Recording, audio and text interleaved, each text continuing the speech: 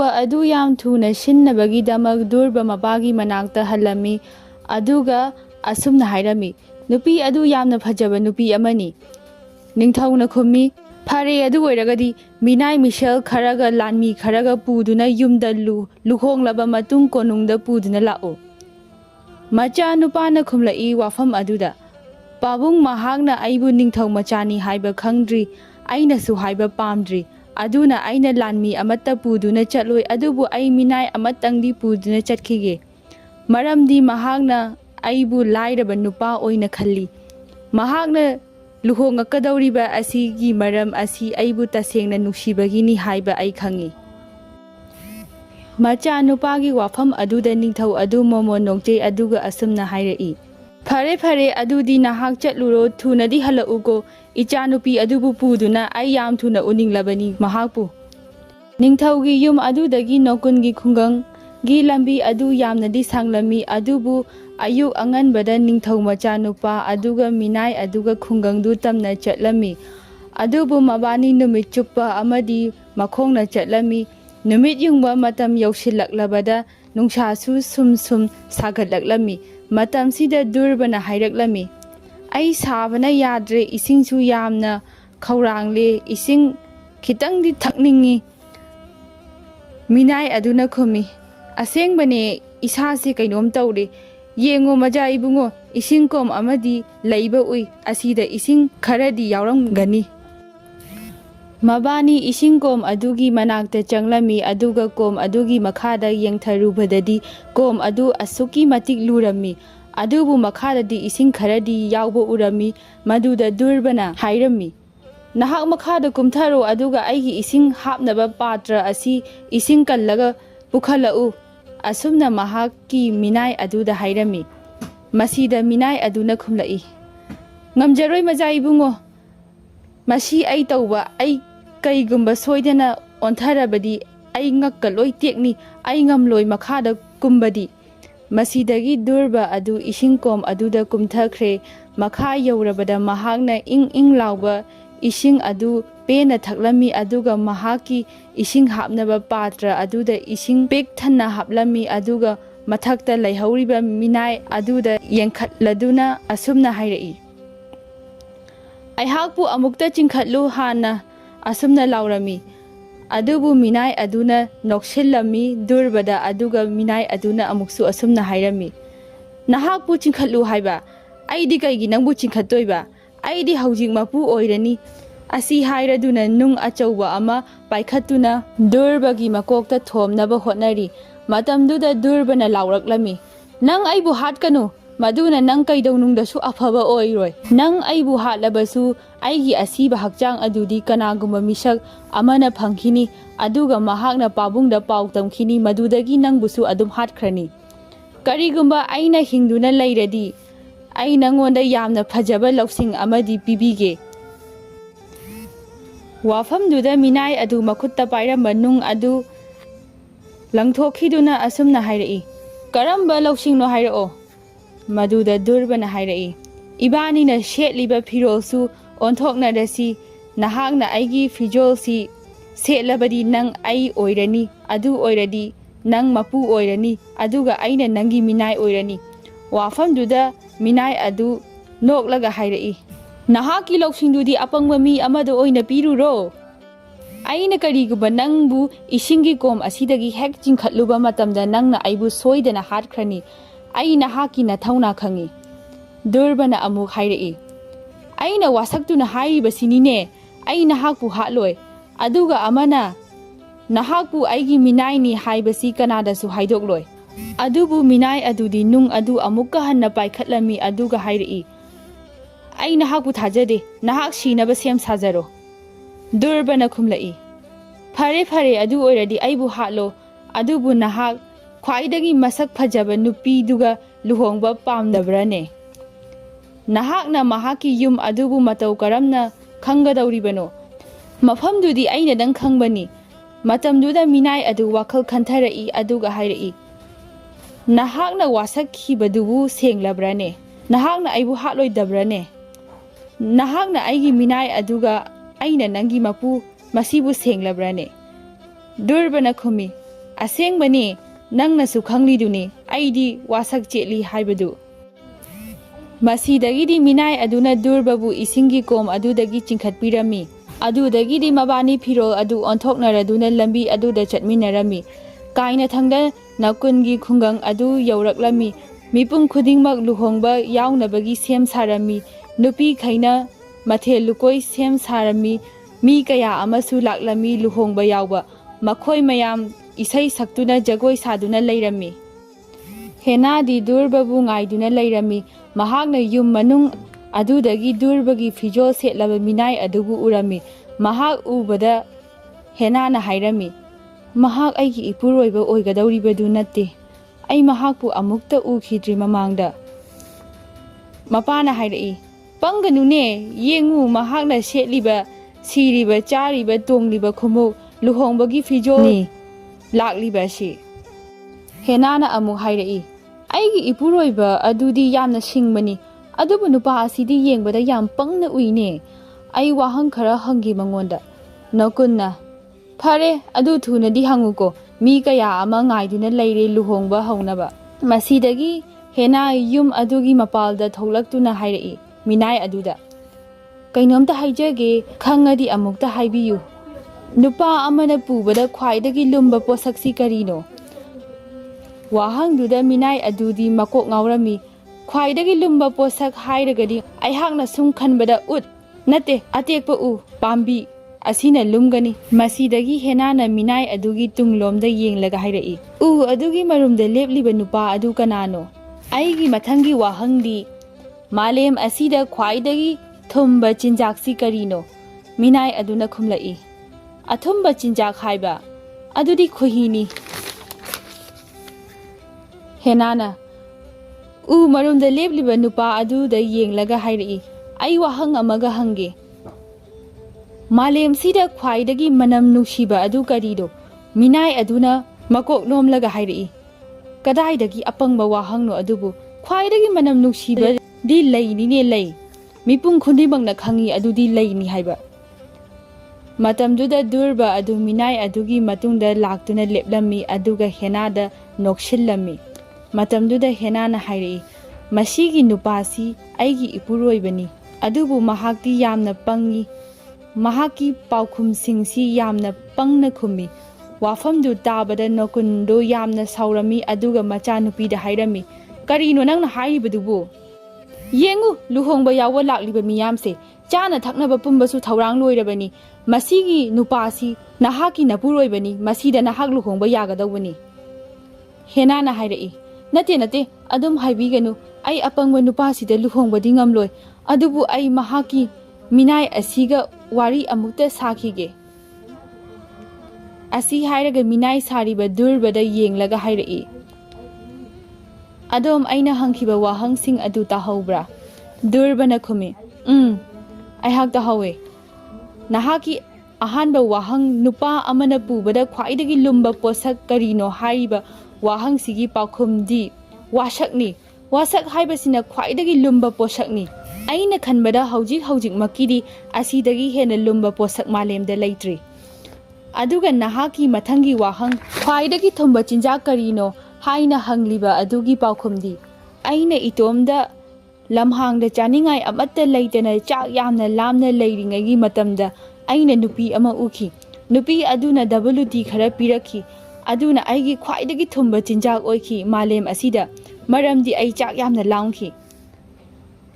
Aduga nahaki ahumsuba wahang khwaidagi manam nushibasi karino hairiba asigi paukhumdi. Angang machagi makhaurida manam namba matamda mahaki unsadagi thoklakliba manamduni. Adubu haujik makidi aigidi icha leitri. Adubu nongmadi isorna chanbiduna aigi icha nupi natraga nupa amadi pibiraktuna aigi icha adugi manam soidana phangani ai haksu. Wafam singsi tabada hena khuba khuduna noi aduga hairai. Pabung tabirabra wafam singsi mahak aigi ipuroibani. Nakunna hairai. Adubu mahakti minai amani. Apangbagi thawong sida ai yang wari hena. Ai se nangi napani. Ai na haiba illu. Minai siga luhonggadawba natte. Mapu siga luhonggadawbani. Wafam sidagi hena adu durbagi matungda changsindu na lepkhre aduga asumna hairi minai oigera mapu oigera ai hakti masigi nupa asiga luhongani aiga bu luhongabadi minai adusu aigidi mapuni wafam si tabada asengba minai adudi ki khibena nikle hu kunthaduna hairi durbada aibu amukta ngakpiyu aise kayada pangkhraba ining thauda aigi iralse haidok piganuba nokun na hairi ning thau haiba nahaki pabung si ning thau oiraba kayada ngakhrabano hena ichanupi nahak na chumle ipa yade khwaidagi matik chaba nupani mahak ase nangidi ai matam chuppada khanglani nahak yamna singba nupini haiba haujikti majai ibungoda nahakpu luhongbirage isai sakpa kadai chatkre chana thakna phawrang loirabara luhongba haurase luhongba asi yam harauta yamna pangthoklami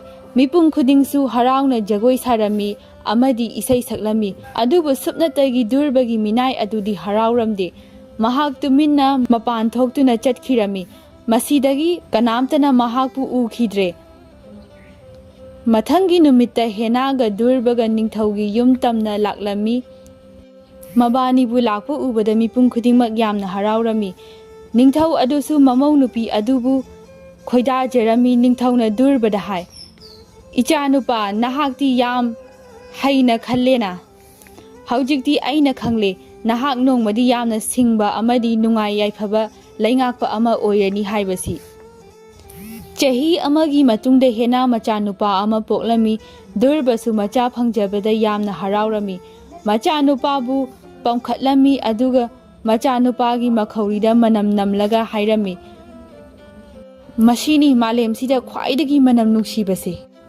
mataududa hena momo nokcherami aduga hairi aina nahaki nacha nupa ama pirabanina haujikti aina nangondagi wasak ama pami durbana hoi pige adubu karino hena na hairi nahakna nubidang chatkraba matamda ai yamna ki sahar sida mi phataba laiba mali amasung wadi haiba mafam asisu yamna khudong thiningai oi nahak nungdang wairamgi matamda wadi da chatloi haina wasak piyu durbasu wasaklami ai sungchat chatloi haina chahi khara durba amadi hena nungaina leiminarami mabanigi machanupa taret amadi machanupi taret leirami ningthau adusu ahal oshilaktuna leikhidre haujikti durbana ningthau oirami mahak yamna singba amadi afaba leingakpa oirami chahi kaya haukhre durba amadi henasu ahal oshilaklami nongmadi minai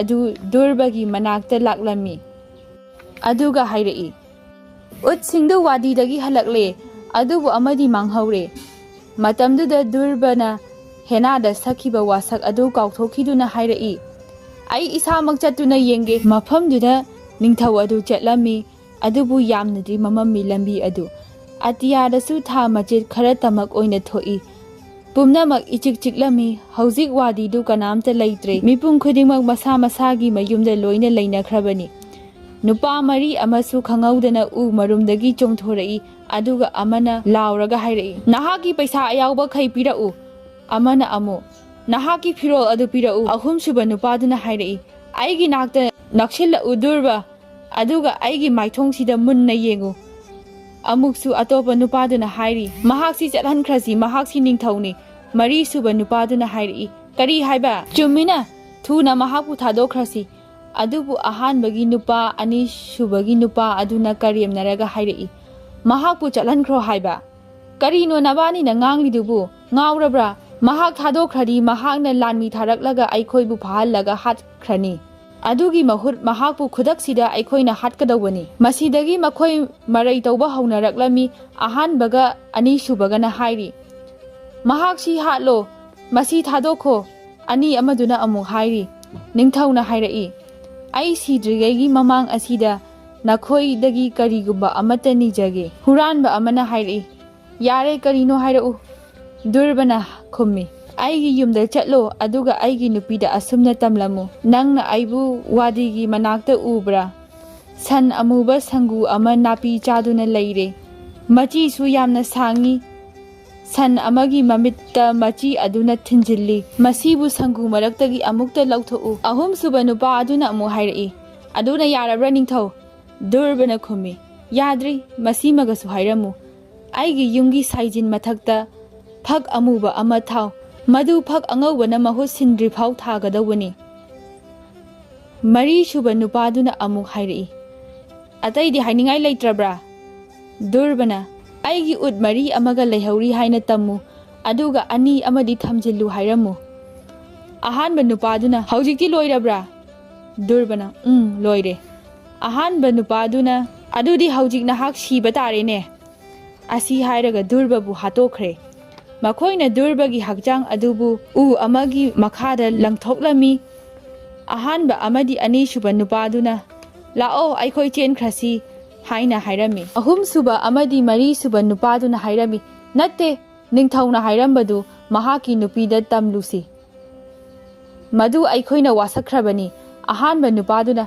नखोइ ngaurabro मधु तमलुबा मतमदा नुपीदुना आइखोइना निंगथौबु हाटले हाइबसी खंख्रनी मधुदगी महाकी मचा नुपासिंगना आइखोइबु हाटख्रनी अहुम सुबा नुपादुना अमु हाइरेई महाकी नुपी अदुना महाक सिरे हाइबसी खंगलोय कनामतना महाक सिरे हाइबसी खंगलोय मसीदगी मखोय अदु दुर्बगी मयुमदा चटलमी मखोइना महारानीबु हंगलमी महारानी अदु मचा नुपा तरेट का वारी सानादुना लैरमी मखोय लोइना मखुत्ता ता अममम पाइरमी अहानबा नुपा अदु महारानीगी मनाक्ता चंगसिनदुना हाइरमी अहांगना पाव अमा पुरकली नहाकी नपुरोइबना हाइरकपनी हेनाना हाइरई महा कदाइदा लेहौवी नुपा अदुना खुमी वादीदा लेहौबनी वाफमदु ताबदा हेना अदु ममित लाउथोकपगा लोइनाना मखुतना मचिन अदु खुमलगा नुपा अदुदा मुन्ना येंगी अदुगा हाइरई महा फजना लेहौबा नत्रा नुपा अदुना अमुक खुमी लेहौवे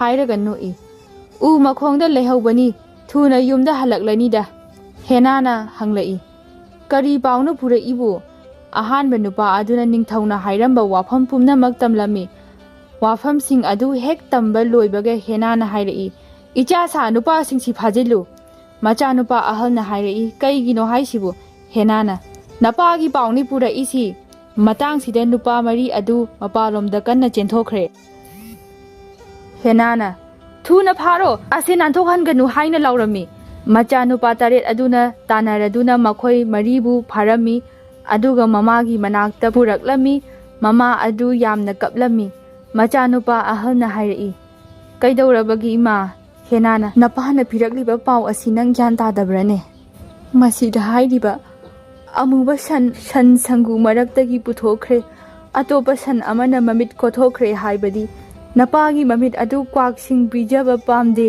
महाकी हकचांग अदु फुंबा पामी हाइबनी मचाना हाइरई अदुदी पाबुंग सिरब्रा हेनाना होय सिरे अमुबा फक लौथोख्रगा अंगौबा फकना महु सिल्लो हाइबदी महाक सिरे अंगौबा फी मथक्ता थंबियु हाइबनी मसीदगी मचानुपाना हाइरई कनानो नखोइगी बरक्तगी इपाबु हाटलिबसी असी हाइरगा महाकी ता अदु मखादा दंग दंग लाउना थिलमी हेनाना अमु मखा तारई ngaikho napagi wahai amaga leiri ud ani thamjilu haibadi ani amana hatlabasu ani amadi kannaba hotnaki haibani ahanba nupaduna hairei nahak ti pumna makhanglamina nahakna haiba chumi mahak aigi marupni ibani na ningthaubu hatbani aduga nupa ani asinadi kannabu hotnabani masidagi mi hatpasi hatlu inausa asi hairaga makhoina tana thinduna nupa ani adubu hatlami ahum suba nupa amadi mari suba